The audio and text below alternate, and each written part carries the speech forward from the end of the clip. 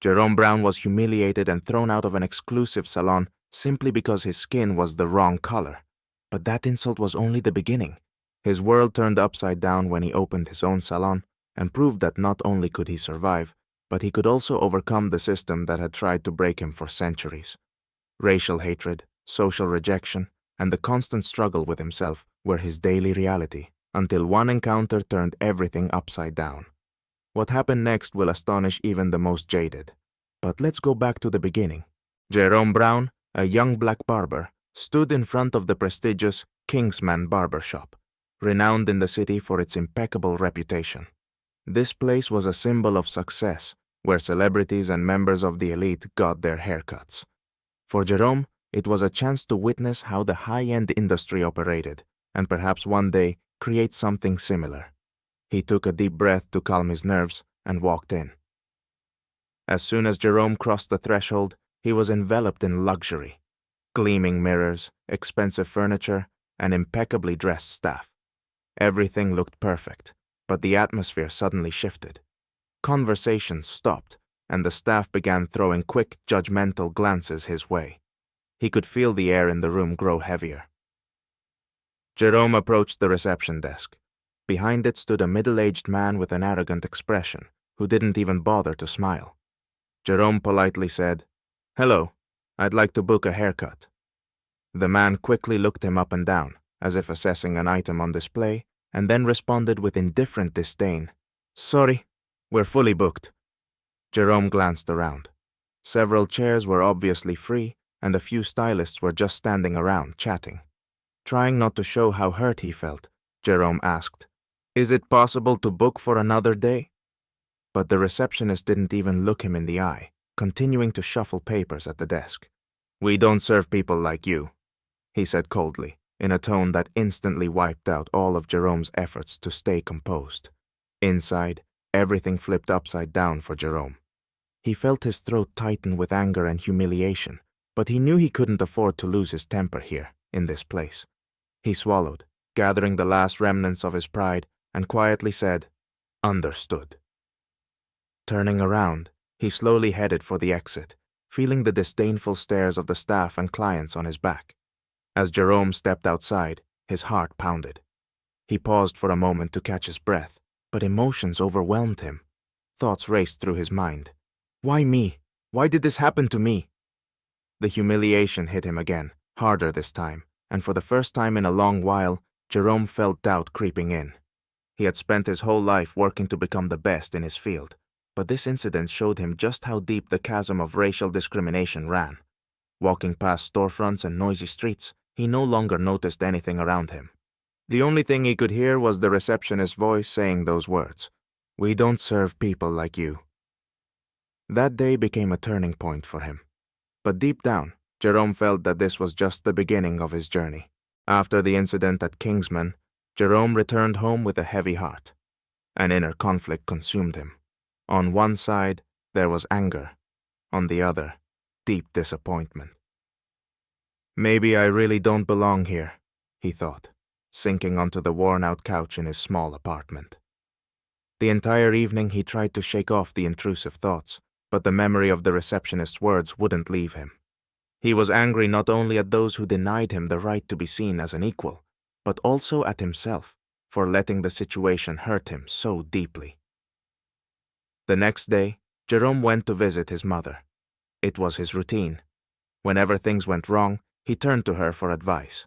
As always, she greeted him with a smile, but seeing his slumped shoulders and somber expression, she knew something was wrong. They sat at the kitchen table, and after listening to his story, she remained silent for a long time, studying his face. Finally, she said, "Jerome, you can't let these people decide who you are. You deserve more, and you know it." Her words made Jerome think. His mother, who had faced many hardships and discrimination, had always remained strong. She had told him stories about how, in her youth, she was refused service in shops and restaurants simply because she was black. But instead of giving up, she had opened her own small grocery store, which became a symbol of unity in the local community. "You can always change the situation if you fight for your rights," she reminded him. Jerome absorbed her words, but the conflict inside him still raged. He thought about how hard it would be to fight against a system that rejected people like him because of the color of their skin. But then he remembered everything he had already achieved, and he realized he couldn't stop halfway. This city, like so many others, needed change, and if he gave up now, he would be part of the problem, not the solution. The next day, Jerome met with his friend Michael, who worked in local government. Michael had been his longtime ally and had always supported Jerome's aspirations. After hearing about what happened at Kingsman, Michael suggested something that at first seemed crazy to Jerome. What if you opened your own salon? Why should you depend on anyone else? These words sounded like a challenge to himself. Jerome thought about it. He knew that opening a salon was a huge risk, especially in a place where discrimination ran so deep. But Michael kept insisting. You already have everything you need. You're talented, you have the support of your family and community. People will come to you not only because you're a great barber, but because you're fighting for justice. You could become a symbol of hope for all of us. This conversation ignited a fire in Jerome. He began to realize that the rejection at Kingsman wasn't the end of his dream, but the beginning of something bigger. His mother and Michael were right. He couldn't let others define his future. Now, everything was in his hands. That night, Jerome couldn't sleep. He thought about every detail. How to find a space, where to get the money for rent, how to attract clients.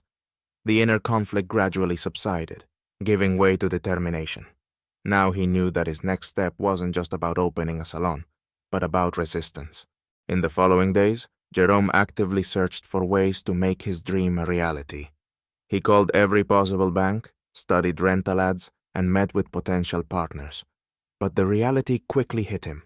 No one was willing to give a loan to a black entrepreneur without serious guarantees.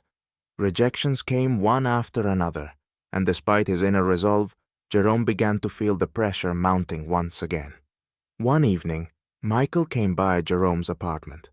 He brought news that would change everything. A small space in the city center had just become available. It was modest, old, but affordable. Michael suggested pooling money with other friends to gather the initial capital. "The community stands behind you," he said. Those words became a turning point for Jerome. For the first time, he realized that he wasn't alone in this fight. Inspired by the support, Jerome signed the lease for the space. From the outside, it didn't look impressive. Shabby walls, old windows in need of replacement. But for Jerome, it wasn't just a space. It was a chance to prove that he could succeed against all odds. He gathered a team. Several friends volunteered to help with renovations, and a local architect agreed to design the interior for free. Everything was ready, except for one thing: clients. The opening took place a week after signing the lease. Jerome invested all his savings into creating a cozy space. He bought inexpensive but stylish furniture, added bright mirrors, and emphasized a warm, welcoming atmosphere. He wanted his salon to be a place where people came not just for a haircut, but for a sense of belonging, for something more than just a service. The first days were tough. There were few clients, and Jerome desperately tried to figure out what more he could do. He handed out flyers, made social media posts, and asked friends to spread the word about the salon. But nothing brought immediate results. One evening, sitting in his empty salon, Jerome began to wonder if he had made a mistake. However, giving up was not an option. He knew that change required time and persistence. The turning point came unexpectedly. A local activist heard about Jerome's salon and his story of being rejected at Kingsman. He suggested that Jerome record a video message about his journey and his fight against discrimination to draw public attention. At first, Jerome hesitated. He wasn't used to speaking publicly about his feelings and experiences, but then he realized that this was a chance not just for him, but for others as well. The video quickly went viral on social media. People began discussing the injustice Jerome had faced, and support from all over the city poured in. Local journalists from newspapers and TV channels became interested in his story, and soon a line of clients formed at the salon's door, eager to support his cause. They were people of all professions, ages, and races, each wanting to be part of something bigger than just a haircut. Jerome began working 12-hour days, seeing clients one after another. With each new customer, his confidence grew. He became a role model for everyone, showing that success could be achieved despite discrimination and prejudice. His salon became not just a place for haircuts, it became a symbol of equality, perseverance, and the ability to change the system. Over time, Jerome realized that his small salon was only the beginning. In time, Jerome Brown's salon became a place where people came not only for high-quality haircuts, but also for the atmosphere of respect, support, and equality. Encouraged by his success, Jerome began thinking about expansion. Initially, it seemed unattainable.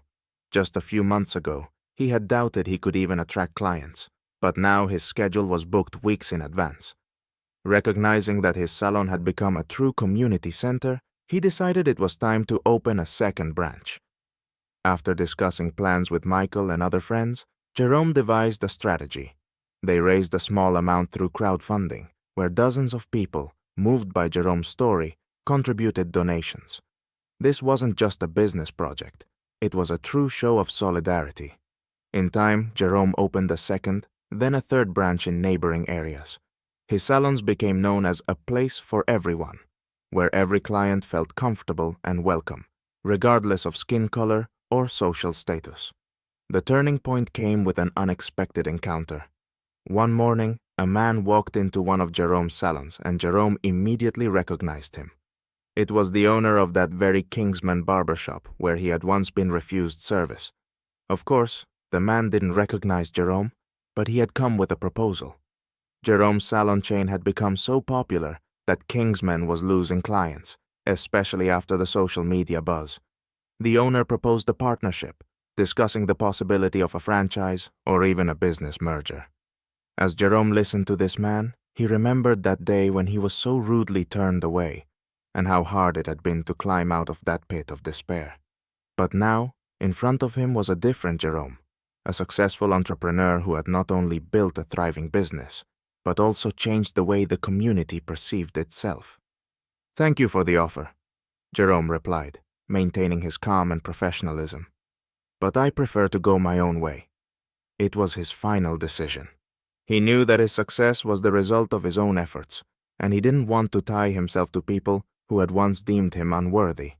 After this encounter, Jerome's chain of salons continued to grow in popularity.